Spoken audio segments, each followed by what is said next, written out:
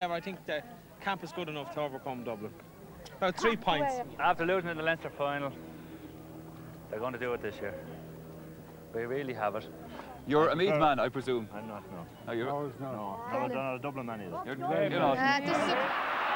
Declan Sheehan here.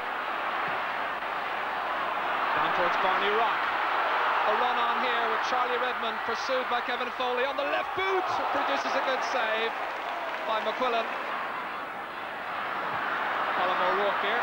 Fair loose inside. Gillick waiting on Mark, but O'Rourke hasn't spotted him, going for the shot himself. Oh, John O'Leary was in open trouble. Hello, you're welcome to the programme once again. The Leinster football final is the centrepiece of our show tonight. A tension-filled and ultimately dramatic confrontation between Meath and Dublin, and one certainly well worth watching. Well, Enda Colleran is with us once again. He is fresh back from the Galway races and no doubt with pocketfuls of money as well. Yes, I'm happy to say I have a few shillings of the book is money, all right, after the week. Yes, mind you, we don't have any of it. Didn't get too many tips during the week, but nonetheless. Well, also in the programme tonight, we'll be looking at some viewers' letters with particular reference to last Sunday's Connacht final and some of the incidents which took place during that match. Well, today's final between Meath and Dublin was the third meeting in a row between these two sides in the Leinster final. Meath, of course, have been the champions for the past 2 years. And just a few months ago, they handed out a fair old drubbing to the Dubs in the league final replay. Well, could Dublin turn the tables on them this time? That was the question on everybody's lips going to the big match today. Well, anybody coming to Croke Park on big match day will be very familiar with this scene here. The crowds coming down Jones's Road, and another big occasion today, the Leinster final between Dublin and Meath. Tension on the faces of supporters from both sides. It's been 2 years now since Dublin beat Meath in the championship. Can they do it today? What about yourself? Dublin are going to win, are they? Yeah. By much? 6 points. It's been a long time since Dublin won the Leinster final. Will they do it today, though? Yeah. I think so. Your Dub supporters. Those are the Meath colours that you're waving there, you know that. They're very close to being the Meath colours. Are you sure you're Dub supporters? We are Dub supporters, yeah. Well, obviously you've been at the European Championships, so is it going to be a good day for Dublin today? Yes, no doubt, yes. Yeah. They're going to win. They haven't beaten Meath for the last 2 years in the championship. And Meath are going to be the favourites, so what do you think of that? Ah, well, like maybe it's a good thing. Maybe it's a good thing for... Ireland hadn't beaten England for the last, 40 years. Well, now an awful lot of people have come to the big match today with no tickets, and this here behind me is the last resort. It's the caravan outside the Hogan stand. It's selling the last few tickets that are going for the big game. Not long to go to the match, so let's talk to some of the people who are waiting for tickets. What part have you come from yourself? Navan, County Meath. And you came with no tickets? I came with no tickets on spec. So you're hopefully getting in, obviously? Hopefully, yes. And seeing Meath win?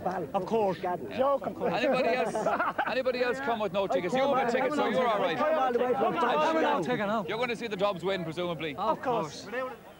A crowd well in excess of 45,000 has thronged into Croke Park for the eagerly awaited rematch between Meath and Dublin. Hill 16, however, is still out of commission due to reconstruction work.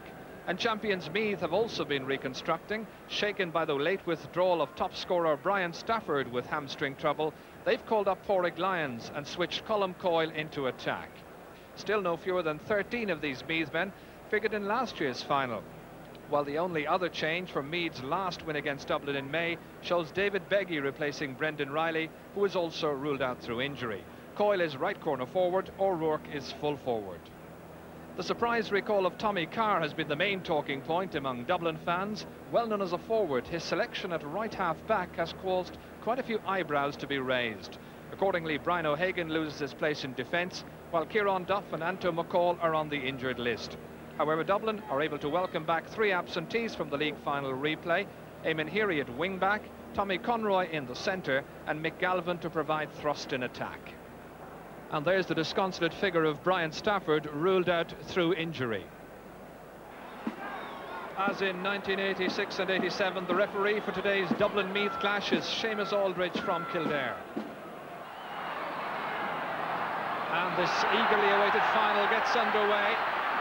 Tommy Conroy taking it from Bolger, and we've got a push straight away by Mick Galvin, who is playing there on Robbie O'Malley, and Barney Rock's gone in full forward.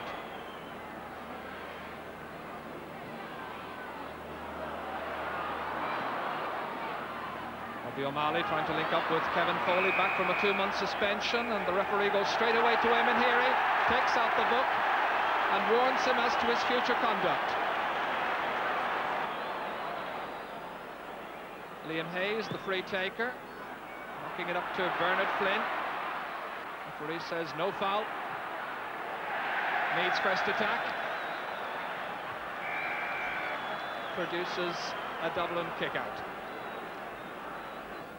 John O'Leary taking extreme care with the kick-out. Good calling by Liam Hayes, but couldn't hold on to it. This is Pádraig Lyons, way up from the full-back position, but trying to shove his way through.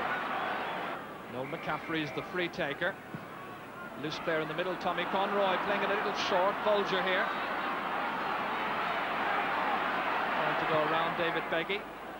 Robbie O'Malley reading and commanding the situation well. Challenged by Barney Rock, no foul.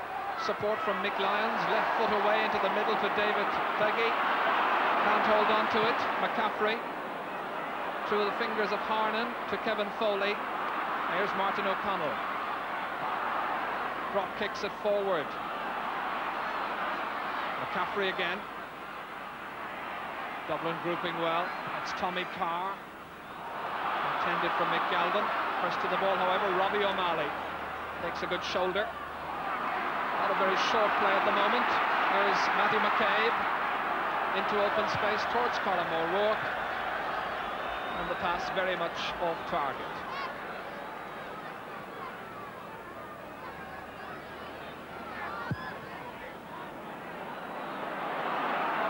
Hayes jostling there with Bolger, fists it down. Carr challenged low by Matty McCabe.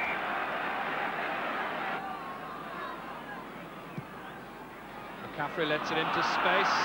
Joe McNally playing top of the right, selected in the other corner. Pádraig Lyons. And the Meath captain, Mick Lyons. Towards PJ Gillick. It's going to be a good tussle between Gillick and McCaffrey. Trying to release the ball quickly, but the referee signals a free against the Meath man.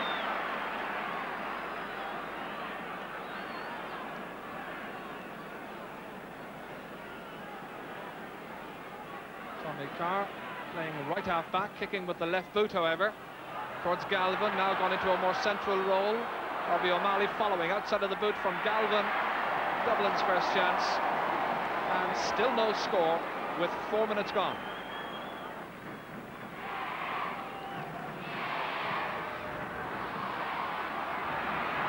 Under this one well. Had a great second half here in the replay of the league final. Wins himself a free. Taken quickly by Harnan. Good calling and fine positional work by Jerry Hargan. Declan Sheehan here. Down towards Barney Rock. A run on here with Charlie Redmond, pursued by Kevin Foley on the left boot. Produces a good save by McQuillan, who, like John O'Leary, has yet to be beaten in this year's Leinster campaign.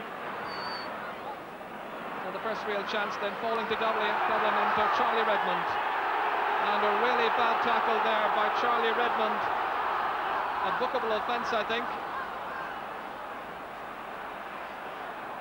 The referee having a chat there with Charlie Redmond for that challenge on Jerry McEntee, and the book is out once again. So 2 Dublin players have now been booked. Harnan's free for Meath. Gillick going up there challenging it, breaks down to Jerry McEntee, releasing it. Here's Gillick. He'll also be the free taker today, incidentally, in the absence of Brian Stafford. Overhitting that pass, however. Charlie Redmond in the Meath ball.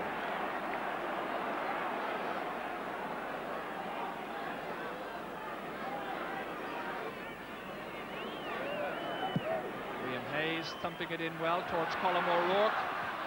Breaks down to Matty McCabe. Oh, a goal!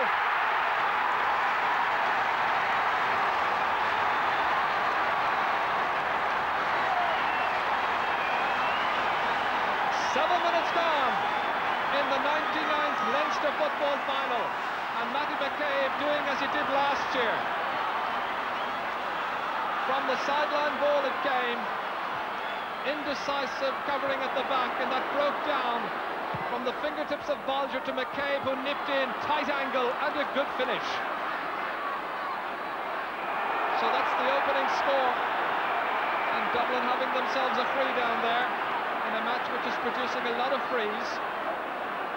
Remember, in the drawn and in the league final, over 40 frees given to both sides, 8 frees so far today. Jerry McCall, the anxious Dublin team manager, conceding that early goal to Meath. The obvious responsibility now on the shoulders of Barney Rock, more importantly on his right boot, and he has missed the chance. That was a good position for a right-footed kicker. Hayes takes it down with some difficulty, challenged smartly by Bulger, and then he holds on too long. He might have been expecting a free the other way.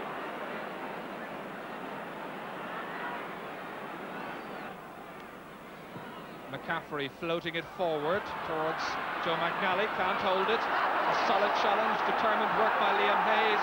He goes to ground, no free, there is now, and it's against Hayes. Second time the referee decides.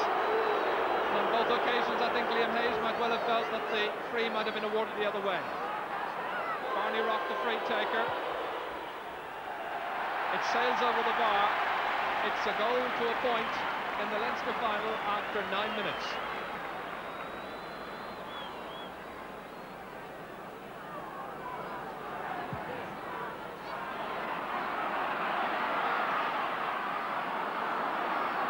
Colin Coyle is back now around the middle of the field, certainly on the half-forward line, foraging.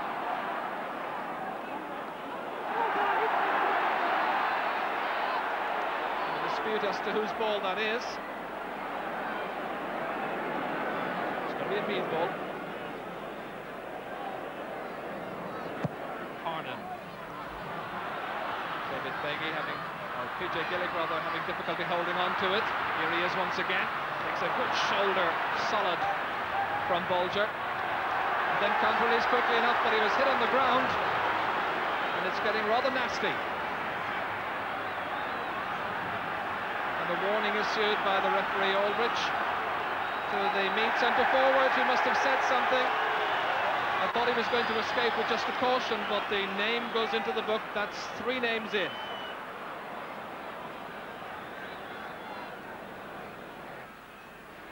Dave Sinnott, the free taker. Interesting that on Dublin's right-sided defence they have 2 left-sided players. Kennedy. And the referee's whistle sounds, and that's going to be a foul for ankle tapping against Kevin Foley on Mick Kennedy. Referee Aldrich very anxious to stamp his personal authority and seal on this game. Joe McNally going up challenging with Fordic Lyons, breaks down to Mick Lyons. Wasted pass, however, given straight away to Noel McCaffrey from the middle of the field.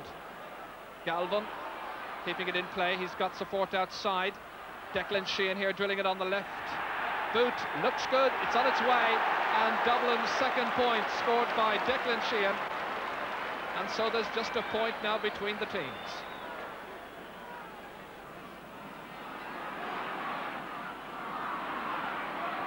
Okay, can't hold it, McNally toe pokes it away towards the opposite wing, towards Charlie Redmond, shoulders Kevin Foley. Bulger here. Support from Tommy Carr. Came on as a sub in last year's Leinster final. Back it goes. Peary. Trying to go through 3 Meath men. And Colin Coyle is back there playing, as we say, around the middle of the field. Up towards Colm O'Rourke. Takes it well ahead of Hargan. Good pass to Bernard Flynn. Flynn's got the goalkeeper out. Chance of a goal. Second goal for Meath. Here it comes to Gillick. Oh, it's taken an eternity, but it's there. On the quarter hour, PJ Gillick gets Meath's second goal.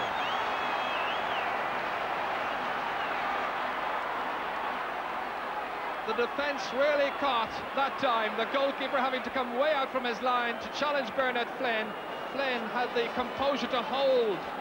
Then the positional sense picked up by Gillick and into the top corner. It was a great finish. McEntee. PJ Gillick. McEntee again, targeting this time Matthew McCabe. Another good finish. Meath's first point to add to the 2 goals they've got already. And once again, it's Matty McCabe, the scorer.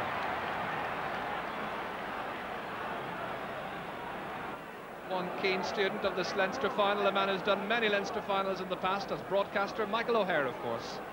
It's interesting the number of players playing on the right-hand side of their defences, kicking left-footed. Rock touches it down to Vinnie Murphy. Dublin needing a score badly. Comes off the post, back into play to Mick Lyons, who was waiting. The other forwards, I'm afraid, were ball watching. And it's into the safety of the sideline.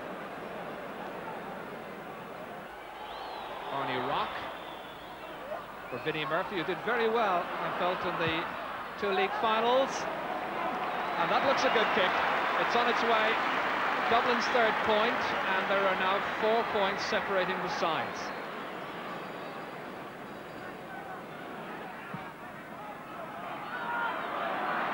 A well-timed jump by Gillick, starting behind his man, then getting out in front of him, and a good block by McCaffrey.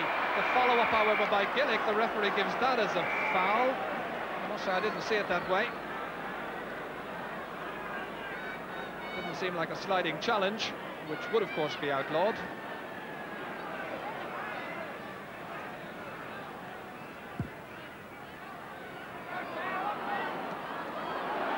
Taken by McNally, ahead of Harnan.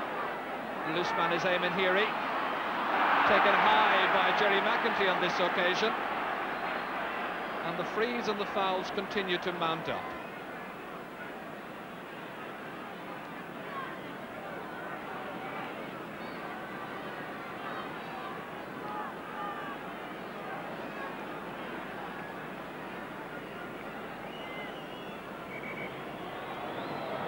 Rock from short, and McQuillan challenged inside in the small rectangle.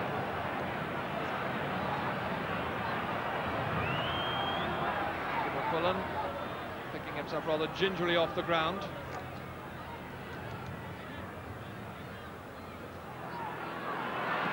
Twisted away by Tommy Conroy to the waiting Vinnie Murphy, jersey pulled by Liam Harnan.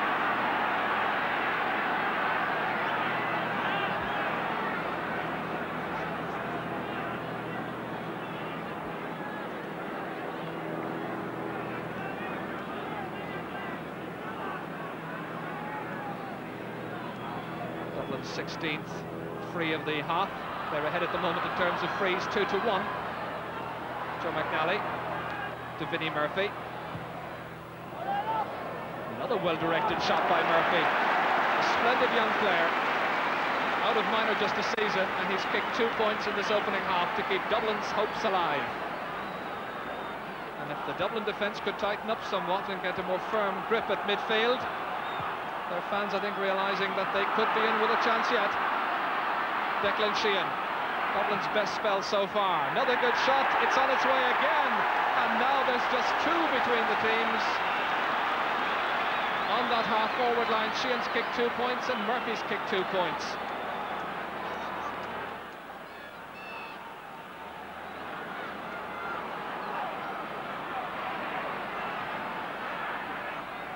Kept in place somehow by Gillick to Colin Coyle, racing forward. The goalkeeper, John O'Leary, comes way out from his goal. Very good, sharp goalkeeping, reading the situation well on that occasion, John O'Leary. Ends with a free to Dublin, but that was very good goalkeeping, not just a goalkeeper, but as always a sweeper behind his defence.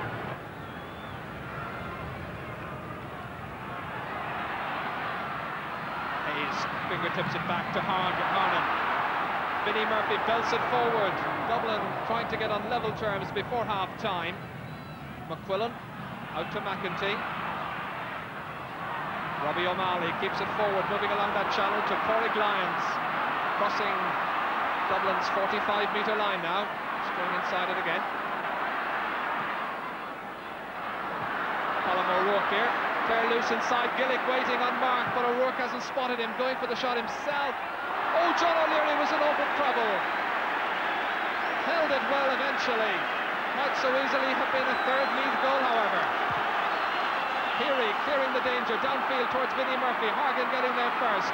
And this is Porrick Lyons on his own 65-metre line. Challenge, gives the ball away to Declan Bolger. Squares it across the field towards Declan Sheehan, where they probably feel they might well have an ace. Down it goes to Mick Galvin, getting away from Robbie O'Malley near to half-time. Still 2 points separating the sides. Jersey pulled, and that's a free in. Declan Sheehan will be very pleased with his opening half's work, I feel.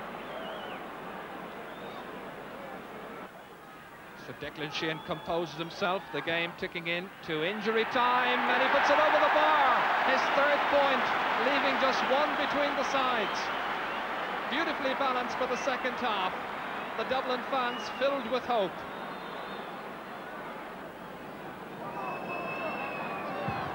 McQuillan kicks, the referee's whistle sounds. The end of a keen and intense first half, several good scores. Fine performances as well on both sides. 2 goals coming from Meath, from PJ Gillick and from Matthew McCabe. The play, however, interspersed with the robust stuff as well and some inaccurate finishing. But just a point separating the sides. It ends Meath 2 goals and a point, Dublin 6 points. And we'll have more Leinster football action very shortly. And welcome back. Aldrich checking the watch. Meath, of course, bidding to win a 3rd Leinster final in succession. Dublin bidding to avoid such a fate happening. It's never happened before. Point between the teams at the moment. Seamus Aldridge then getting this second half underway, and one wonders how Meath will alter their tactics for the second half. Gillick has once again gone forward into that full forward line where he spent much of the first half. McKennedy pursued over there. David Beggy, who's had a poor first half.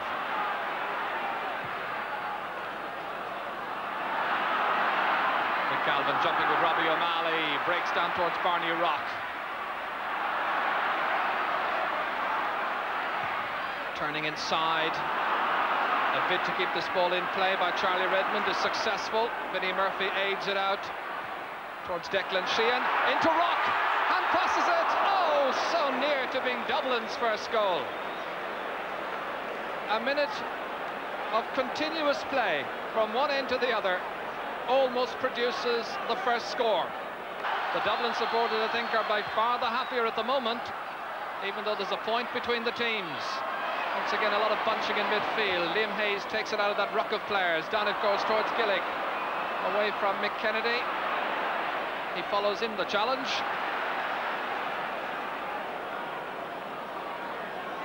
And the linesman over there signals that it's going to be a line ball for Meath.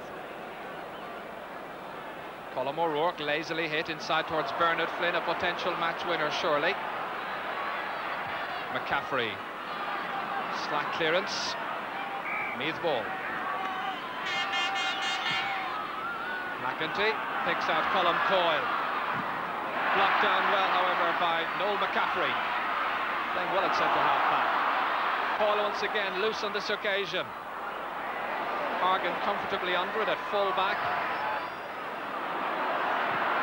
Many left-footed defenders on view. Kevin Foley is another. Martin Connell. Dublin group well. Bernard Flynn can't hold it. It comes down to Noel McCaffrey once again at centre-half back, and Horgan is there to ably assist his centre-half. That's the other centre-half, Liam Hornan. Tommy Conroy attempting to drill it through. It's all very inconclusive. Clip on Hornan. David Beggy here, the player they call Jinxie. That's to Matty McCabe, who got the opening score of the game, a goal for Meath. Into the safe arms of Hornan once again. And fouled, and he rallies his side and says, come on, how about it?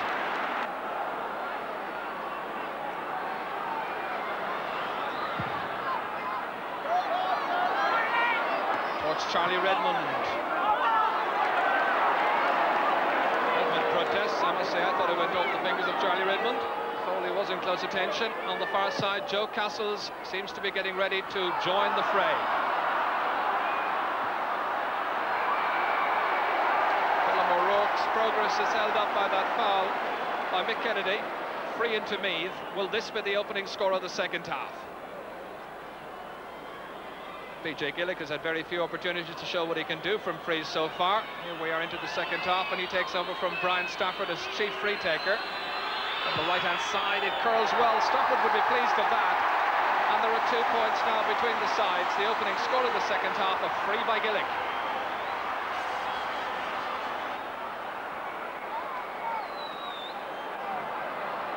Joe Castles, who made his debut in the Meath colours in October 1973, is on. Fine long career. And it's Colm Coyle who goes off, called aside by manager Sean Boylan. Big men needed on a big occasion. That's Joe Castles just nudging it across. Bernard Flynn in there, and the referee says that's a free in. Fouled by Sinnott, with McCaffrey there too. And Colm Coyle, the left-footed kicker, will be the one who'll take this free.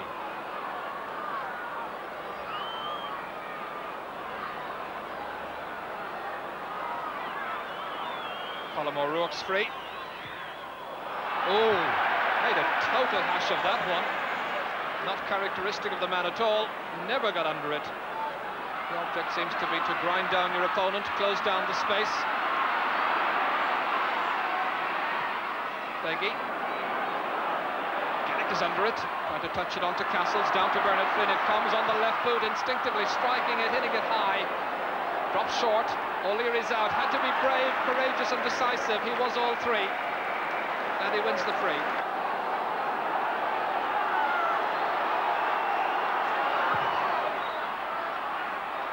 McNally catches well ahead of Corrick Lyons. As expected, he's playing out around the middle of the field. Charlie Redmond challenged very low, fouled. Wants to take the free quickly, but McCaffrey says hold on. 11 minutes into the second half. Dublin still to score in the second half.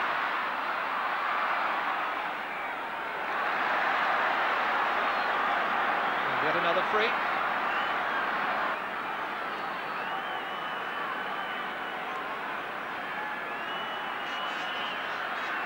Is this within the range of Barney Rock?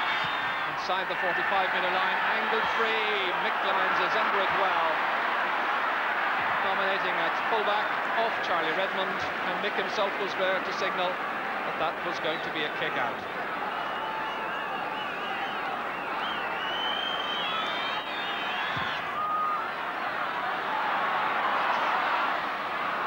And straight through midfield. Oh, that was a late challenge there on Bernard Flynn. Sinnott is the one who's involved, being called across by the referee. Remember, he's taken the name of 5 players already. The Meath crowd taunting, and there it is. He's been sent off. Sinnott gets his dismissal orders 12 minutes into the second half. A player sent off in the league final replay, and 2 players sent off in this clash in last year's final. It has that kind of history. Bernard Flynn is in need of attention. The referee's patience finally wearing thin. And this is an interesting picture. Jerry Cargan decides to hold an impromptu team meeting. Wants a bit more from Sinnott and from Declan Sheehan, and O'Connell was eavesdropping. PJ Gillick's free is about 47 metres out. Short towards Castles, easily taken by McCaffrey, but away from his grasp to Bernard Flynn. Visibly shaken by that foul a moment ago to Matty McCabe. And nothing coming of it.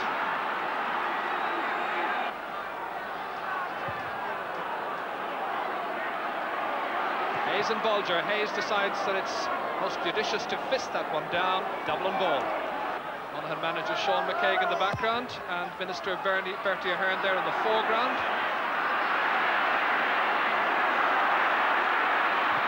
Barney Rock chipped forward, but not so little that it could stay in play. Sean Boylan is an anxious man. His side leading by 2 points at the moment. Joe McNally.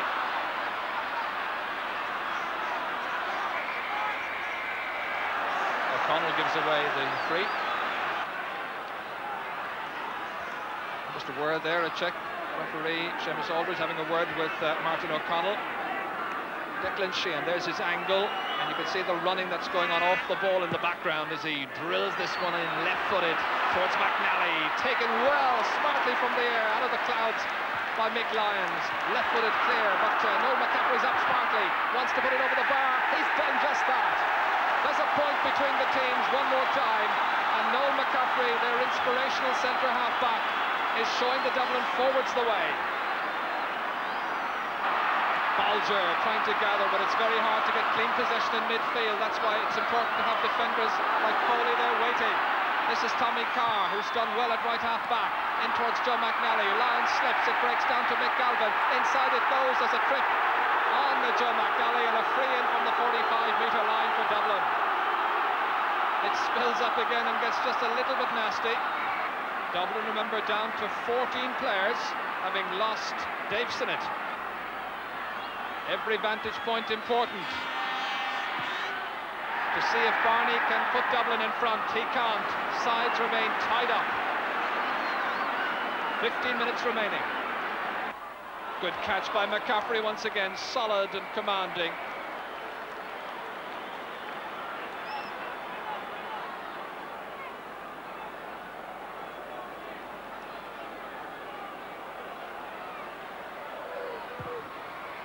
Redmond has gone back there in place of Dave Sinnott into the defence. Joe McNally dispossessed rather easily. David Beggy here, tenaciously carrying it forward into the heart of the Dublin defence. He's 30 metres out from goal, laying it off rather difficultly, however, for McCabe to get that one up. Poor pass at the end from Beggy, and away by Carr to the other wing back, who's Eamon Heary. The clearance is blocked down, given away to opponents. This is Pádraig Lyons off Tommy Conroy. It comes to Joe Castles. Colm O'Rourke, Liam Hayes. Build up is slow, deliberate, but the finish is good. Meath go back in front again. The sides having been level for over 8 minutes. The screen man Liam Hayes has given them a 1-point advantage one more time. This was the patient build-up. We'll just see the final pass outside here to Hayes, shooting ahead of 3 defenders. Way up in the cloud it goes. Sean Boylan on his hunkers there. Reynolds and Tony Brennan, of course, the other selectors.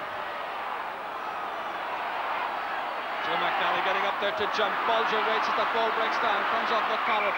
Bolger is holding off Pádraig Lyons, really. And they committed a number of indiscretions in the first match in the league final. A giveaway of possession.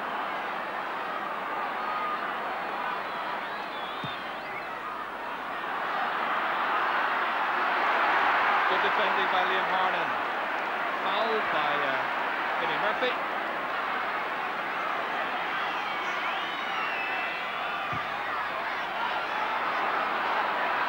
McQuillan's free, then deep down to Colm O'Rourke with 6 minutes remaining. Matty McCabe is under it, but there was a free there. Some pushing. Foul against Tommy Carr. And this should be another pointed chance for PJ Gillick with 5 minutes remaining. PJ Gillick's free from 30 metres high and over the bar. He scored a goal and 2 points. There are 2 points between the teams as Meath bid to record their 15th Leinster win in 27 finals. These fans are already celebrating. 3 minutes to go. Meath still leading, the champions leading by 2 points. That's a great catch by Jerry McEntee. Superb fetching. Distribution, not of the highest order. A Dublin ball.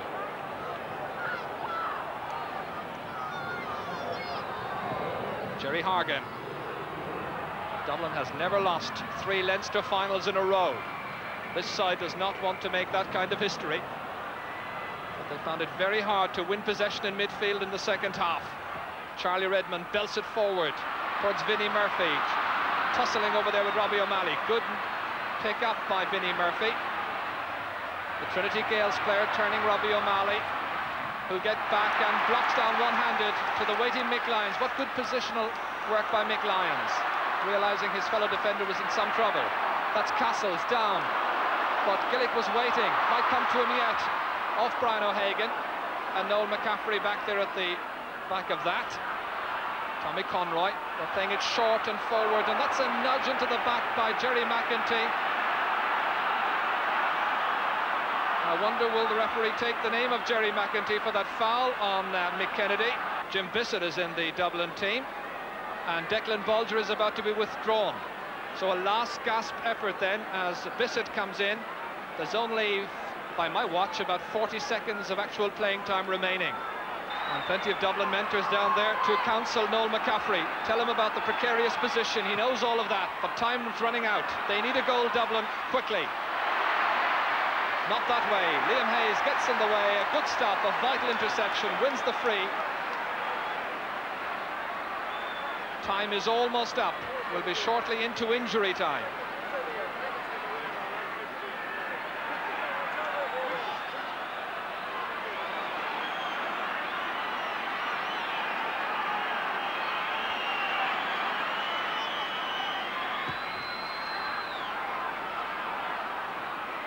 It doesn't really matter about that misdirected ball, or does it? It's still in play. Heary. Dublin needing a goal, but Meath absolutely refusing to yield anything. Space at a premium, and look at this for good backup support. Reaches Joe Castles. Trying to get the ball inside. PJ Gillick shoots. Oh, fingertip save away by John O'Leary over the bar. And that should seal it, I think. Gillick's third point, a goal and 3 points in all. A great save produced by John O'Leary, but now 3 points between the teams. That was in injury time. Dublin, is there one last opportunity for them to come back to equality? Mick Galvin held up there by Colm O'Rourke.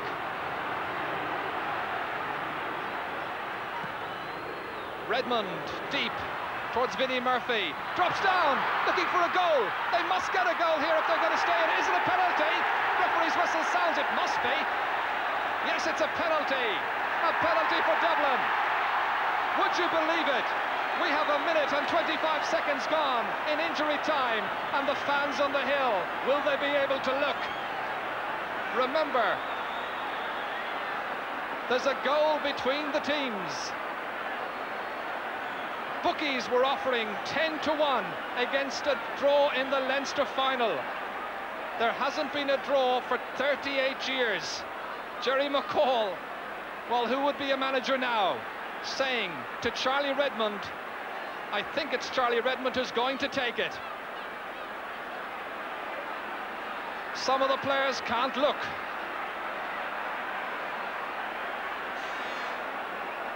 The streamers are removed. Referee wants everybody outside the 20-metre line. Mickey McQuillan hasn't conceded a goal in the Leinster Championship yet this year. Everybody back. Charlie Redmond has had a checkered afternoon. Started at left half forward. Wasn't all that terribly impressive. Played most of the second half as a defender. They wait, they gasp, they wonder. Oh, he's put it over the bar! Oh, dear me! It's gone over the bar, and the champions Meath live on. Well, poor Charlie Redmond. They'll have no sympathy for him, and there it is, it's all over. There isn't even time for the kick out. Oh dear, oh dear. Charlie Redmond is consoled by Matty McCabe at the end of a dramatic 99th Leinster final, which ends Dublin 2 goals, Meath 2 goals and 5 points. Dublin 9 points. The champions live on, but just about. Barney Rock, that was very tough. Look, you must have been shattered with that penalty opportunity miss. Well, we could have got it, but I think a draw was a fair result today. But we didn't take our chances, they did, so... It was a great game of football, Barney. Well, it was a low-scoring game. That's the thing. We blew it this time, you know. Robbie O'Malley, congratulations to you. It was a great game of football. I see you're delighted to win that. Absolutely thrilled, Mick. We knew it was going to be as hard as it turned out to be. A lot of talk in the papers recently that Dublin are the second best team in the country. And with all due respect to all the other counties, they are the second best, and we knew it was going to be every bit as tough. Penalty incident in the last minute, Finney Murphy clipped me heel when he was going in for a score. If the goal had gone in, we were dead and buried. What more can I say? We're absolutely thrilled. Hard luck at Dublin, they'll come again. So a little bit of history is made. Meath have won the Leinster Championship for the third time in consecutive years, the first time that's ever happened.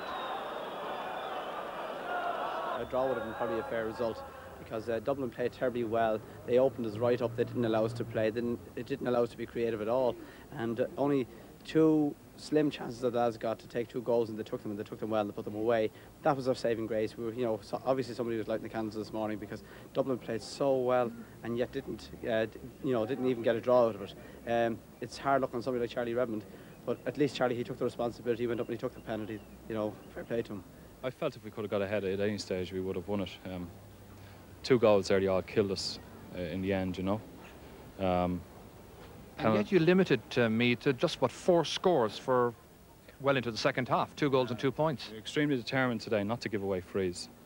OK, Brian Stafford wasn't playing, but we said we're going to be extremely disciplined and not to give away any frees.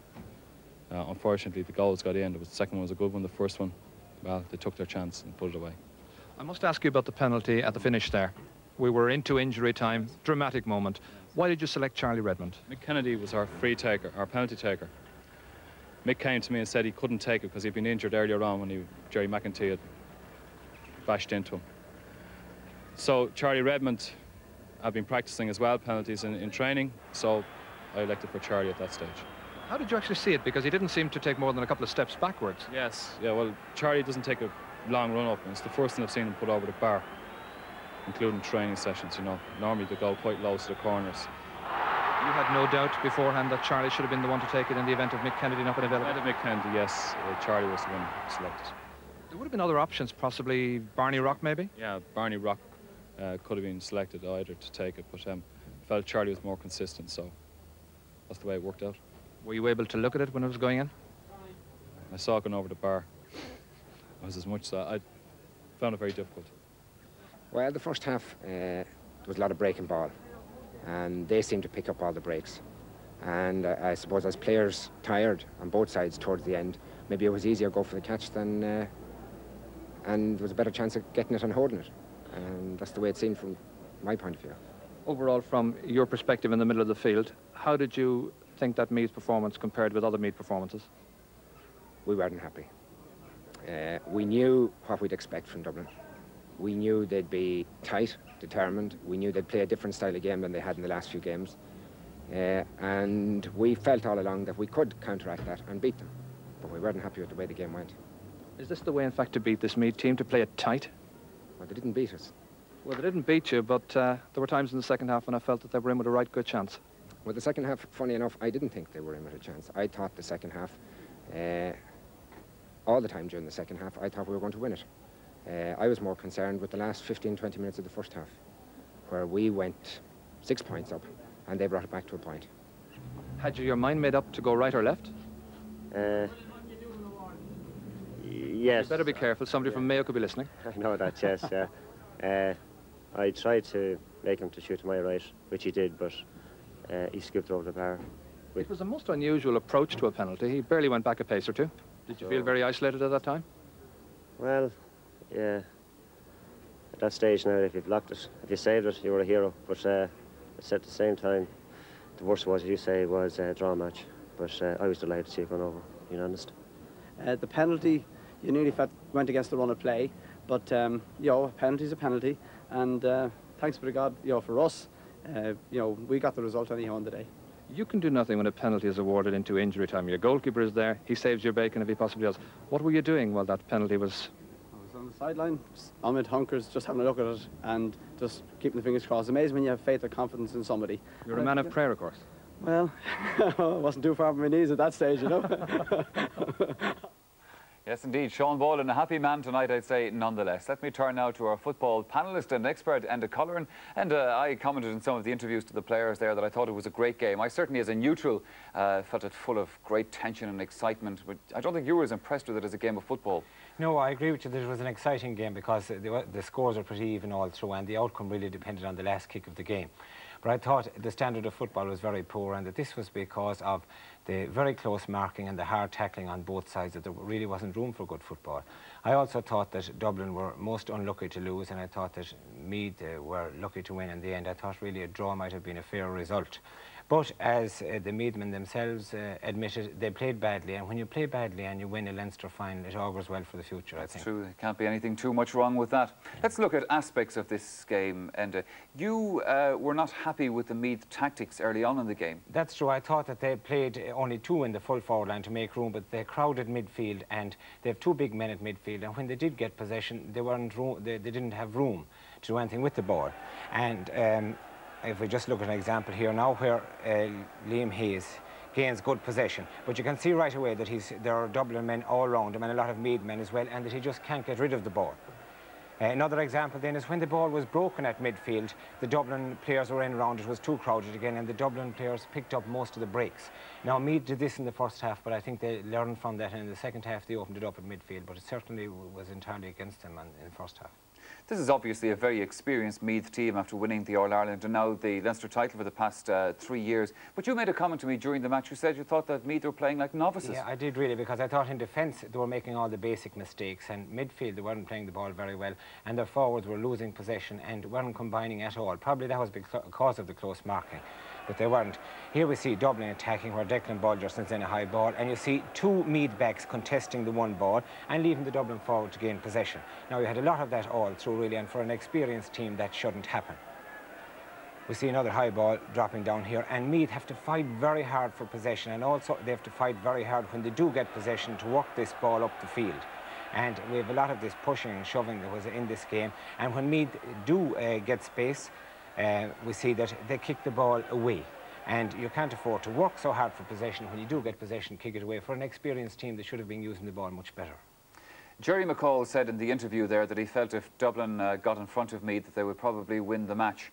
Certainly the quality of some of the Dublin scores in the first half suggested that they could have taken over this game. Yes, I thought that for the second 20 minutes or so, nearing half-time, I thought that they had taken over and they got scores of great quality. And it did look at that time that they were playing with great confidence and that the Dublin forwards realised they had the beating of their men. And Dublin possession here now, Vinnie Murphy, who is a great young player and I think a great player of the future, right-footed kick from way out, beautifully over the bar. At this stage, he dominated, he got control, he was able to run past Liam Harnan, though in the second half Liam Harnan did play well.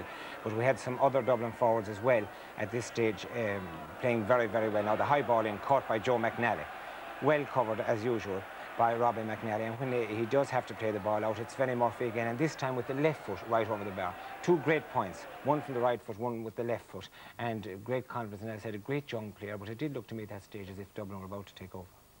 And whatever about the tactical aspects of this game, of course the big talking point was the last-minute incident, that penalty incident. I'm sure the most embarrassed man in Dublin tonight must be Charlie Redmond, and it was very much hard look on the guy. But let's have a look at that penalty again, because we question the way that he actually took the penalty. Now, as Jerry McCall said in the interview, there was a debate who was going to take it when the original choice was injured. Yes, if you do look at it, well, I'm sure there's no doubt he has his own technique. Jerry McEntee has a little word of it, and I'm sure it wasn't a word of advice either for him at that stage. I don't think he was actually saying good luck at that stage to him, okay? But I think every player has his own technique for taking penalties. But I was amazed at the short run-up that he took to the penalty. He only took 2 steps really, and with a short run like that, it's very difficult to get any power into it, and also you're inclined to scoop the ball so that it goes high. But certainly I'm very sorry for Charlie. It's unfortunate for any player to be in a position like that. Did Charlie race for your man of the match selection? Maybe if he had scored that penalty, he would. No, I found it difficult enough because I think that no player dominated throughout the full game.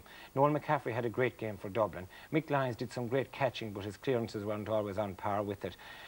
But the man I have chosen is Jerry McEntee, the Meath midfielder, because I thought he thundered into the game when Meath wanted it most, and that was in the last 10 minutes of the game. That time they needed possession around midfield, and he caught brilliantly at midfield for that 10 minutes at least, even though he was quite solid all during the game. There we see a good example of his great fielding. Very good. Well, an excellent game indeed, and one of many that Jerry McEntee has played, and I'm sure Meath, every time he plays, are more delighted that he decided to come back out of retirement. Looks as if he's getting younger, not older. Well, Andrew, the minor game at Croke Park today was also a Dublin Meath affair, and in this one at least there was some consolation for the Dubs because they won that and scoring some magnificent scores in the process. Yes, I thought that the first half of the minor game was the most enjoyable part of the game I'd seen